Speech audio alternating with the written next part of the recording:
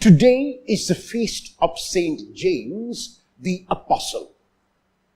In the Gospel of Mark chapter 1 verses 19 to 22, James and his brother are one of the first to be called by Jesus immediately after Simon Peter and his brother Andrew.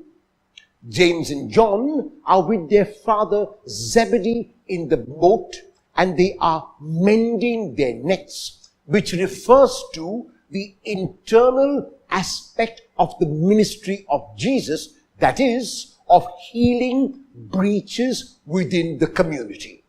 James is also mentioned in the Gospel of Matthew, chapter 4, verses 18 to 22, and is in all the lists of the 12, including in the list of the Acts of the Apostles. In the Acts of the Apostles, chapter 12, verse 1, we are told that James was killed by Herod and suffered a martyr's death for his faith in the Lord. In the gospel text of today, taken from the Gospel of Matthew, the mother of James and John, the wife of Zebedee, comes to Jesus with a request.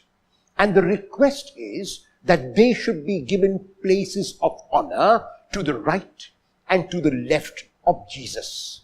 While Jesus cannot assure those places to them because they have been decided by the Father, Jesus invites them to drink the cup that he will drink and to be baptized into the baptism with which he will be baptized. In other words, he invites them to share his life to the full.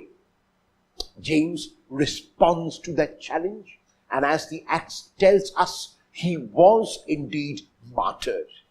In the gospel text of today, the invitation which James received from the Lord was an invitation to which he responded completely.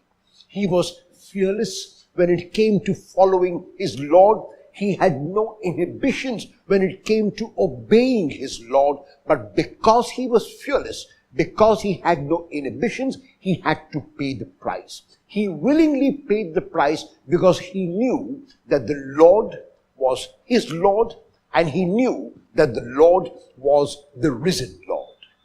Today, it is not easy for us to commit ourselves to any cause. It's not easy for us to take a stand when we are asked to take a stand, especially when we are at risk of being hurt, of being killed, of being injured, of being beaten. St. James is inviting us to this courage. St. James is inviting us to this fortitude. St. James is inviting us to be strengthened by his own example and to stand up for the truth, to stand up for justice, to stand up for love. Will you, in imitation of St. James, stand up for love today?